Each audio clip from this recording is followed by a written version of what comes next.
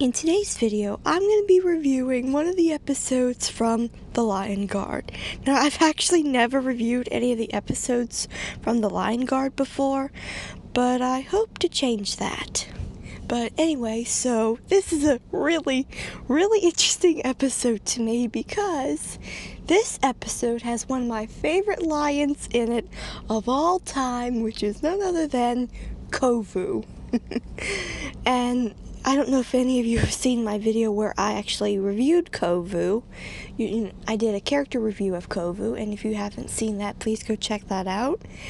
But anyway, so yeah, this episode begins when Kion and his best friend Bunga are playing with this, I think they call it a baobab fruit, and this hyena comes into the Pride Lands, but it's not one of the bad hyenas. She's actually a friend of Kion's, and she comes to tell Kion that there are lions in the outlands, and Kion is of course confused about this, but she explains that they took over her and her family's watering hole and they wouldn't share it.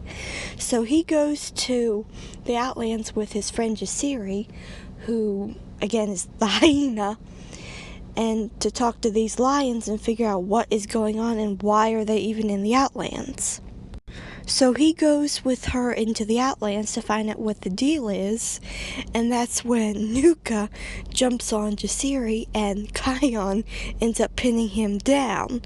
And it's really interesting because Kion is definitely younger than Nuka, so it's really interesting how he's able to, one, pin down Nuka and even pin down a full-grown hyena. So, yeah, Kion is very strong, or at least very fierce. He's definitely very fierce, but I think he's also very physically strong for a lion cub. But anyway, so then Kovu comes up and he reveals to Kion that Nuka is his brother, and then it's revealed to them that Kion is Simba's son. Now, I don't think that they knew about Kion before. I honestly don't know if they knew about him. They definitely knew about Kiara. In fact, it's revealed that Kovu and Kiara had actually already met by this time. So yeah, and once you see the episodes of The Lion Guard, The Lion King 2, and The Lion Guard start to, everything starts to fit together. Wish they'd find a way to make the Penguins in Madagascar series make sense with the other things, just like this. But anyway, so once it's revealed to Kion that Kovu actually knows Kiara, and they suggest, or I think it's Nuka that suggests that I think it was actually Kovu that says that they should take Kion to Zira. Which, come to think of it, that probably wasn't such a bad idea. But I don't think Kovu truly knew or really realized at the time just how terrible his mother really was.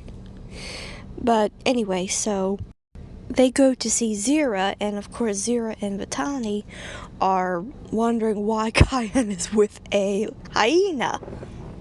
And at the time, it was still strange for a lion and a hyena to be friends, but if I'm not mistaken, at the end of the series, or towards the end of the series, there's peace with the lions and hyenas now.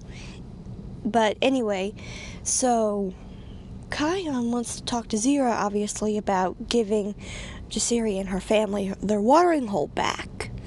But Zira reveals to Kion that she actually knows something about his roar, and she has him roar at this cloud, which causes it to grow and it starts raining, but it only rains for a few seconds.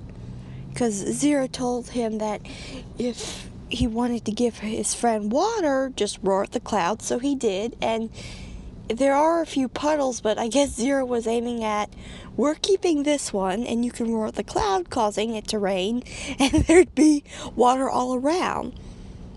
I guess is what she was aiming at, but it only rains for a few seconds, so there was, that kind of defeated the purpose, I guess. But anyway, so Kion is also confused about how Zira knows about his roar. So Zira takes Kion and she is going to explain to him about the roar. And so Zira eventually reveals how she thinks lions should be through this song, and Kion sings back to her explaining how things ought to be, which is, the right way. He is like, we can't be like you're wanting to be rule over all and just be evil, like Scar was wanting to do, and did for a while. In fact, I don't really understand why Zira didn't even realize that Scar's way was completely wrong. Even the hyenas in The Lion King complained about there being no food and water. So even they had sense enough to realize that something was not right. Now, yes, they should have done something about it, but anyway.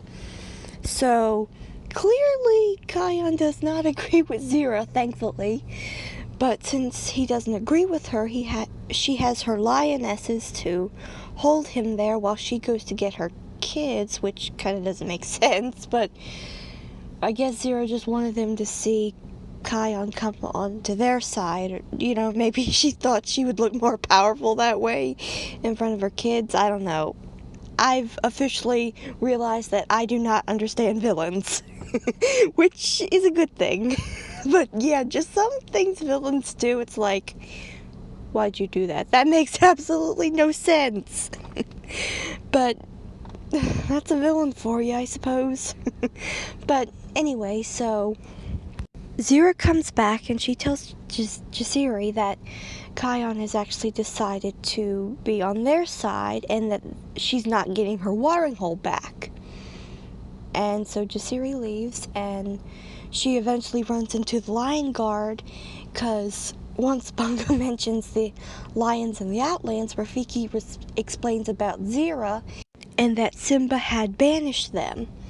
And it's even revealed a little bit more about why he banished them. I mean, we obviously knew in The Lion King 2 that they were loyal to Scar, but it's also revealed by Rafiki that Zira also attacked Simba, but Simba pinned her down very quickly.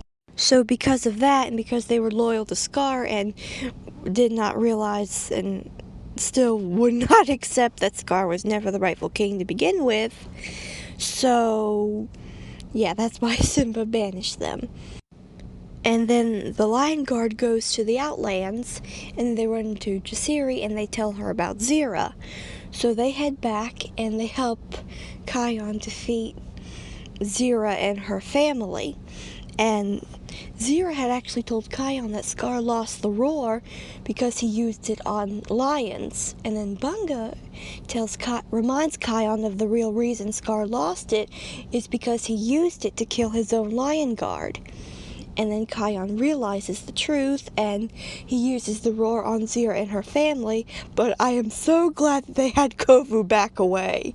Now, I know that Vitani was bad at the time, but I kind of hate that he used the roar on her, although she did attack them, and she was bad at the time, but, since Kovu was good to begin with, I'm really glad that they let him back away.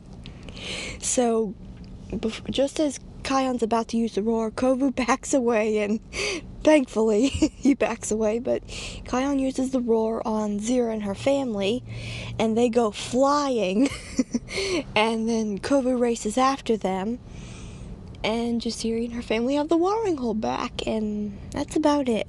But I'm really glad that we finally got to see Kovu, and I really am glad that there's an episode that Kovu is in. Now, he's also in, I believe it's the last episode of The Lion Guard, which that's when all the pieces are truly put together.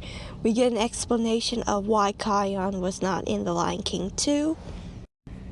And everything everything adds up now.